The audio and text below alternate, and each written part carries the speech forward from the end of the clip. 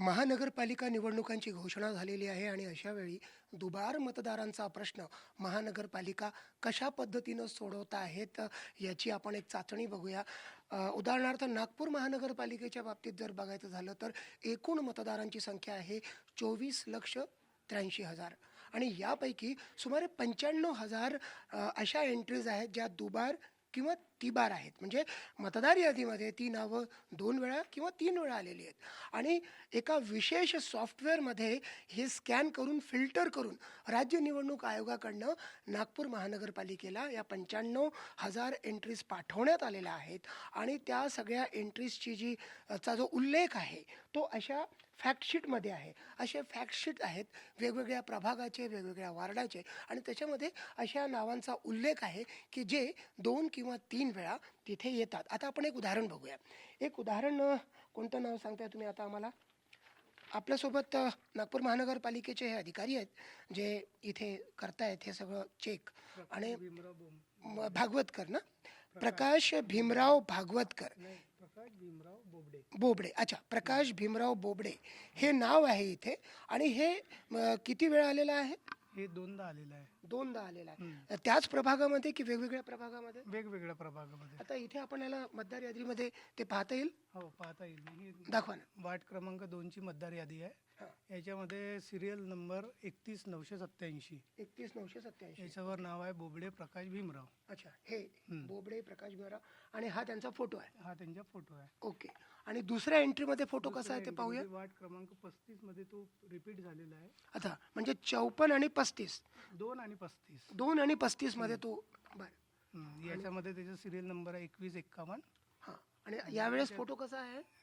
Photo blur आहे. Blur आहे पण असा फोटो आहे. असा फोटो तर आहे. तो फोटो आणि हा फोटो कसा तुम्ही मॅच करताय? तो मॅच होतोय की नाही? तुम्हाला काय म्हणायचं आहे? मॅच होत नाही आहे, मिसमॅच आहे. मिसमॅच आहे म्हणजे कदाचित हे दुबार मतदानाचं नाव नसेल. बरोबर. पण तरीही याचं फील्डवरती चेकिंग होणार आहे. फील्डवरती चेकिंग होणार आहे. आणखी एक उदाहरण दाखवता येईल. ते भागवतकर मगाशी आपण दाखवत होतात. तिथे फोटो मॅच झाला होता का? तिथे फोटो मॅच झाला होता. बघता येईल आपल्याला? दाखवू शकतो मी. एक मिनिट. इथे प्रकाश भीमराव भागवतकर असं एक नाव आलेलं आहे आणि हे वॉर्ड नंबर, हे बघा हा फोटो आहे. भागवतकर प्रकाश भीमराव आणि इथे असे 2 स्टार केलेले आहेत ज्याचा अर्थ हा आहे की हे नाव दुबार आलेलं आहे.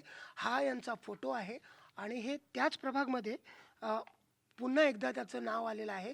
तो फोटो आपण पाहूया. तो फोटो दाखवता आम्हाला? एक मिनिट.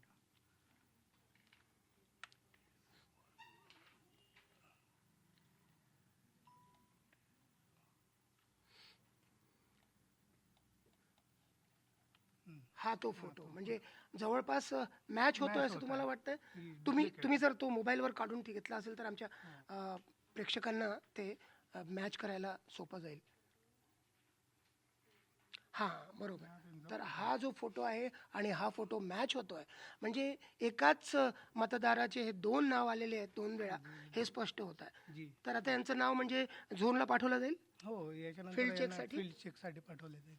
तर एकूणच या पद्धतीनं एक एक करून ह्या सगळ्या 95,000 नोंदी ज्या आहेत त्या वास्तविक दुबार मतदारांच्या आहेत किंवा नाही हे चेक करण्याचं काम इथे चाललेलं आहे. आपण पाहू शकता नागपूर महानगरपालिकेचे अधिकारी कर्मचारी इथे राऊंड द क्लॉक बसून हे काम करतायत. अर्थातच मोठं आव्हान आहे कारण निवडणुका जाहीर झालेल्या आहेत आणि त्यामुळे हे सगळं पटकन आटोपायचं आहे आणि त्यामुळे हे सगळे लागून एक एक फोटो चेक करून आणि ते मतदार दुबार आहेत की तिबार आहेत किंवा नाहीत हे सगळं शोधून काढतात आणि त्यांची नावं झोनल लेवलला पाठवण्यात जातात.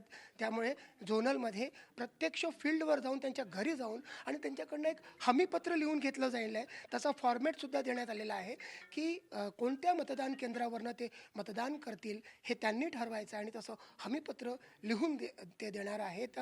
ज्या अर्थी या एकूणच सगळ्या प्रकरणामध्ये ते 2 वेळा किंवा 3 वेळा मतदान करू शकणार नाहीत.